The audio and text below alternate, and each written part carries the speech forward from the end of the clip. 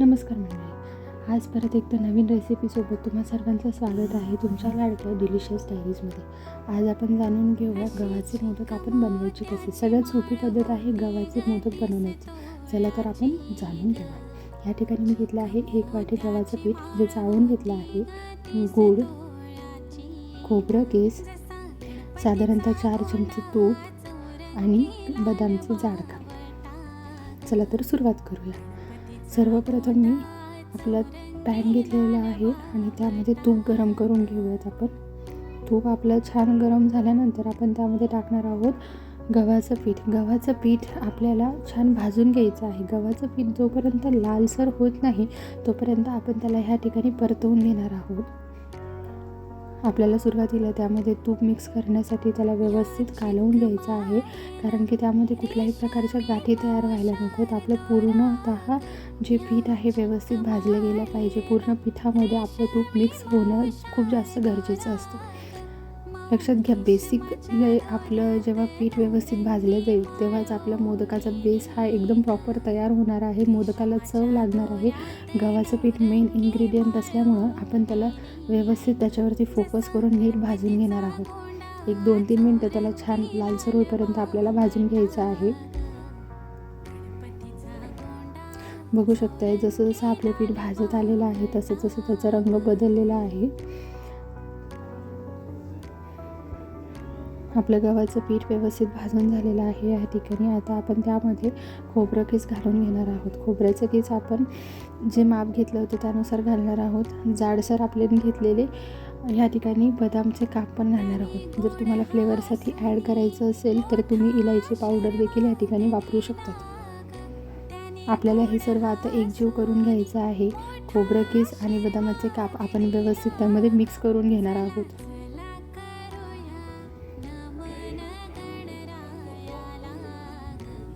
खोबरं किस टाकल्यानंतरही आपल्याला एक तो खोबरं किसाचा जो कच्चेपणा असतो तो घालवण्यासाठी आपण त्याला गव्हाच्या पिठाबरोबर परत एकदा भाजून घेणार आहोत.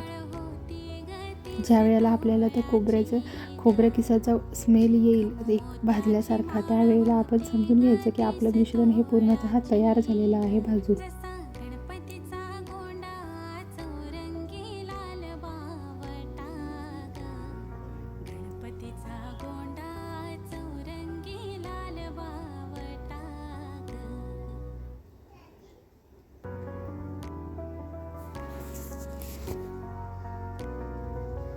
बघू शकताय, आपलं पीठ जसं भाजत येतं तसं तसं आपलं खोबरं किसाचा पण रंग बदलत चाललेला आहे.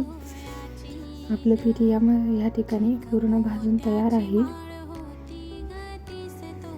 आता यामध्ये आपण गूळ घालून घेणार आहोत.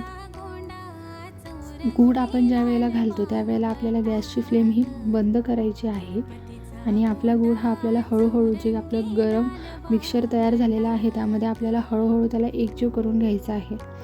आपण ज्या वेळेला गूळ टाकतो त्यावेळेला आपल्याला लगेचच गॅस बंद करायचा आहे, कारण की आपला गूळ जर का जास्त शिजवला गेला किंवा गरम झाला तर नंतर आपले मोदक हे कडक होऊ शकतात. म्हणून आपण बंद गॅसवरती गरम जेव्हा मिक्सचर असतं तेव्हा त्याच्यामध्ये आपण आपला गूळ पूर्ण मिक्सअप करून घेणार आहोत. ह्या ठिकाणी सर्वात महत्त्वाची स्टेप आपल्या मिश्रणामध्ये गूळ मिक्स करणं हीच आपली खूप महत्त्वाची स्टेप आहे, कारण की आपण जसं आपलं गूळ मिक्स करणार आहोत त्यावरतीच आपलं मोदकांचं टेक्स्चर हे डिपेंड करणार आहे.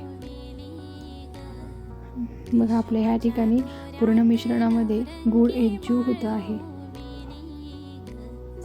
आपण त्याला व्यवस्थित मिक्सअप करून घेऊयात.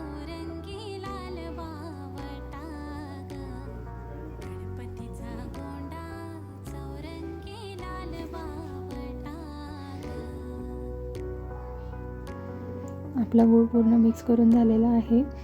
आपण एक नॉर्मल टेम्परेचरवरती येईपर्यंत त्याला डिशमध्ये काढून ठेवलं होतं मिश्रणाला. आता आपण मोदक तयार करायला घेऊयात. आपल्याला जेव्हा हे मिक्सचर आपलं कोमट असणार आहे त्यावेळेलाच आपल्याला मोदक बनवायला घ्यायचे आहे, म्हणजे ते जुळून येतील. पूर्ण मोदक जो आहे आपला तो व्यवस्थित एकसारखा तयार होईल.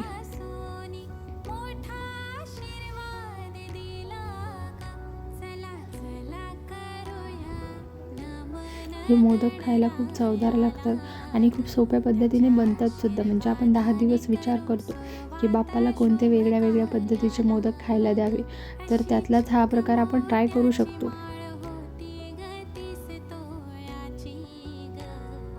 बघू शकताय आपला मोदक खूप छान तयार झालेला आहे. ते दिसायला पण खूप छान दिसतात. असेच आपण आपले सगळे मोदक तयार करून घेणार आहोत. तयार आहेत आपले गव्हाच्या पिठाचे मोदक.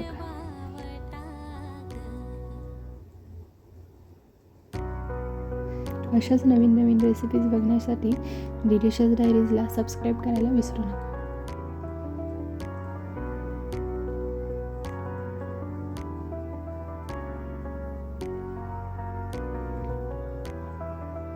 नक्कीच प्रयत्न करेल मी तुम्हाला वेगळ्या वेगळ्या पद्धतीचे मोदक दाखवण्याचा,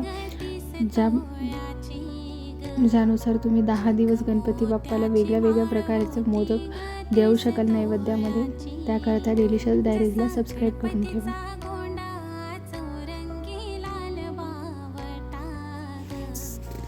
तयार आहेत आपले मोदक. बघा किती छान दिसत आहेत आणि तसेच ते चवीला सुद्धा खूप चवदार लागतात.